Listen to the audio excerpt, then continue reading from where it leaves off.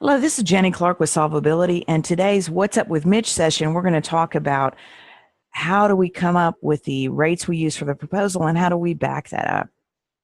So, Mitch is a small business in government contracting, and he's pretty much figured out how to get the work coming in, but now he's really looking at, okay, I want to keep growing. I need to grow profitably so that I have cash flow from profit plus my resources maybe from a line of credit so that I can grow as fast as possible. And maybe that's his objective. Sometimes people have a different one. But regardless of what it is, you have an underlying model that you should be using to be successful in federal contracting. So Mitch's question today is, how do we show how we came up with the rates we use for that proposal? Mitch, as usual, is a bottom line kind of guy. He says to me, Jenny, I just want it all to work. Here's what I'm going to be measuring against. Here are the three questions that I need to know the answer to. What kind of backup do we have to show DCAA for the proposal audit? Great question, Mitch. Is it DCMA or DCAA? Always questioning that. Do we have to use the bid rates based on last year's actual indirect rates? Going to talk about some options on that. Using what we had last year is certainly one of the possible answers. And the third question that Mitch has for us today is, how do we speed things up so they can go ahead and award the contract? That's what we all want. So let's talk about Mitch's question one by one.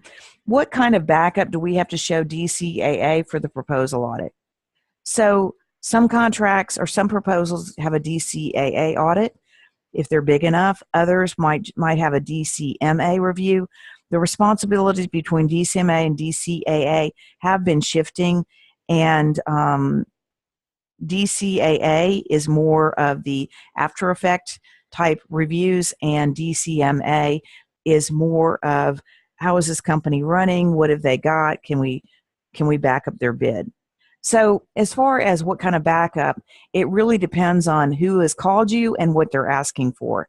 But the common practice that I've seen most recently is that DCMA will contact you and say, hey, we've got this proposal come in. We've been asked to take a look at it.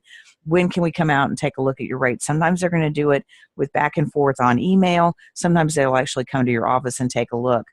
The most typical thing they'll ask for as backup is a copy of how you calculated your indirect rates. That will show your fringe, your overhead, and G&A calculations. They'll just call it indirect rates or your indirect rate spreadsheet. Sometimes they'll call it pricing spreadsheet. Sometimes it was part of the proposal. Frequently, it's not necessarily laid out in the proposal, so you don't submit it, but you want to keep all that stuff together so you could have it if you had to answer questions. The next part of the backup that DCMA, I've seen them come and take a look at, is it will show here's the people you bid. They'll want to come in and look at your payroll records and verify that those rates are accurate for the people you want to bid. It could be their individual bid rates specific to that person. It could be an average for labor categories, but they are going to trace it to payroll records. And they're also frequently checking to make sure that the people you bid have the credentials that meet the labor category requirements. Mitch's second question, do we have to use the bid rates based on last year's actual indirect rates?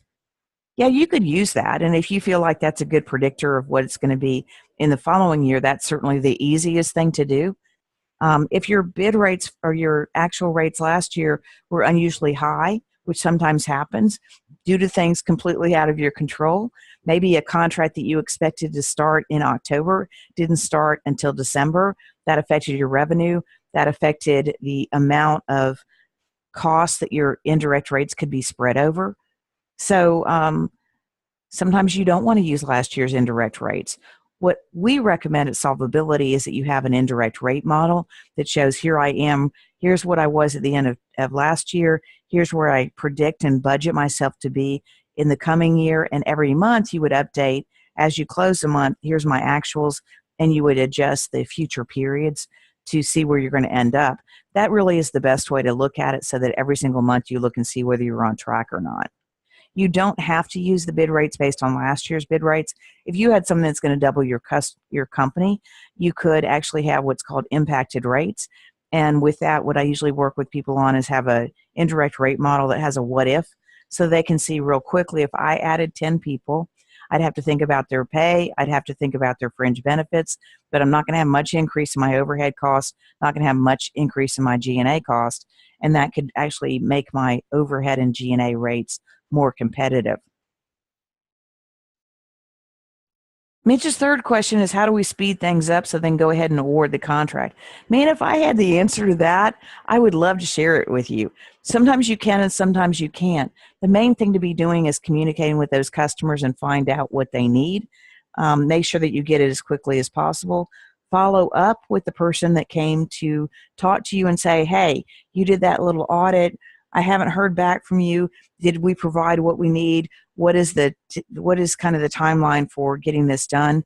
We're anxious to get started on this contract, and we want to make sure that there's nothing that our company needs to do or has done that is holding this process up. Find out and talk to your program manager and contracting officer as well. So Mitch is always just saying, I just want it all to work. Mitch is unstoppable. Are you unstoppable? You know where you want to go. Solvability can help you get there with the cost and pricing intelligence you need to accelerate and scale your business. Most of our clients get started by going to our website and downloading our free wrap rate calculator.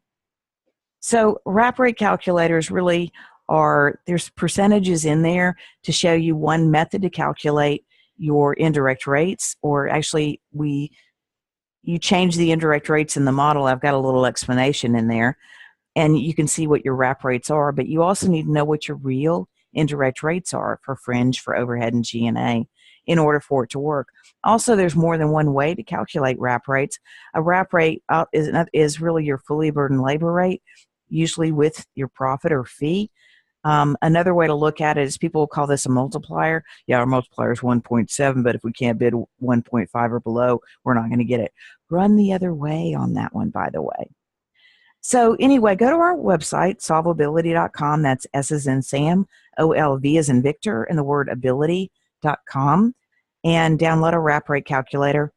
But if you got something more urgent, something that's more concerning, and you need some services that we could provide, send me a text. My mobile number is 256-882-6276, and we can set up a call. We'll talk about it and see what you need and how we might be able to help you.